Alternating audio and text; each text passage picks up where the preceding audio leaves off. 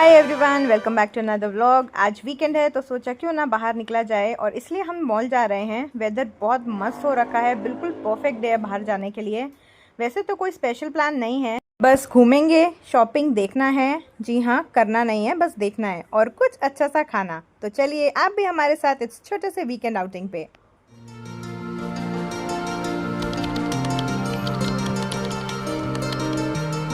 हम मॉल के अंदर आ गए थे और अंदर एंटर करते ही हमें बिल्कुल पता था कि हमें कहाँ जाना है, इसलिए बिना टाइम वेस्ट किए हम सीधा फर्स्ट फ्लोर पर पहुँच गए थे।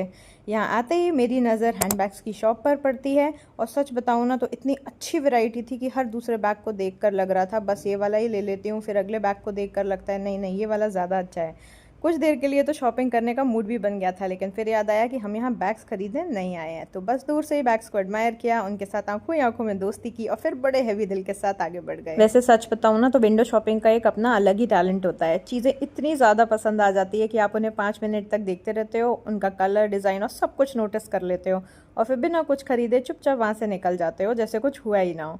बट सीरियसली फर्स्ट फ्लोर पर बैग्स की कलेक्शन काफ़ी इंप्रेसिव थी और अगर हम शॉपिंग मोड में होते तो शायद बजट और शॉपिंग लिस्ट दोनों ही भूल जाते। क्योंकि इस मॉल में ऑलमोस्ट हर वीकेंड कुछ ना कुछ एक्टिविटी या इवेंट चलती रहती है, तो इस बार भी कुछ स्पेशल देखने को मिल गया।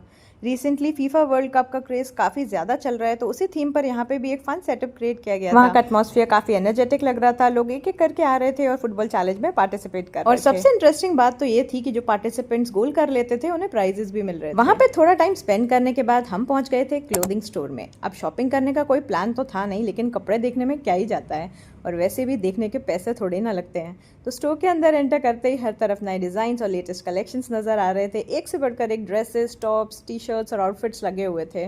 कुछ कपड़े तो ऐसे थे कि जो पहली नजर में पसंद आ गए थे। कहीं भी बाहर जाएं और मेरी नन्ही जान डांस ना करे ऐसा तो हो ही नहीं सकता। जहाँ थोड़ी सी म्यूजिक सुनाई दी, थोड़ी सी जगह मिली, बस फिर क्या था, मैडम के डांस मूव्स ऑटोमेटिकली स्टार्ट हो जाते हैं। और फिर यहाँ पे एक बड़ा सा मिरर देखते ही हम खुद को वीडियो बनाने से रोक ही नहीं पाए। मिरर के सामने लाइटिंग भी काफी अच्छी थी, तो सोचा चलो यहाँ पे एक छोटी सी वीडियो बना लेते हैं। और फिर हम वापस से शॉपिंग देखने में लग गए। यहाँ पर मेरे हस्बैंड अपने लिए आउटफिट्स चेकआउट कर रहे थे, अलग अलग स्टाइल्स और कलेक्शन देख रहे थे। वहीं दूसरी तरफ मैं भी अपने लिए काफी सारे ऑप्शंस एक्सप्लोर कर रही थी। लेकिन एंड में वही हुआ जो हर विंडो शॉपिंग का फाइनल चैप्टर होता है, कुछ भी नहीं लिया, बस एक लास्ट राउंड लगाया, एक बार फिर से सारे ऑप्शंस को गुड बाय वाली नजर से देखा और फिर कामली स्टोर के बाहर आ गए। स्टोर के बाहर आते ही हमें एक और इंटरेस्टिंग एक्टिविटी देखने को मिल गई। ये एक्टिविटी कुछ गार्डनिंग से रिलेटेड थी। ऑनेस्टली हमें ज्यादा आइडिया नहीं था कि एग्जैक्टली क्या प्रोसेस हो रहा था। वहाँ बच्चे और बड़े दोनों ही इस एक्टिविटी में पार्टिसिपेट कर रहे थे।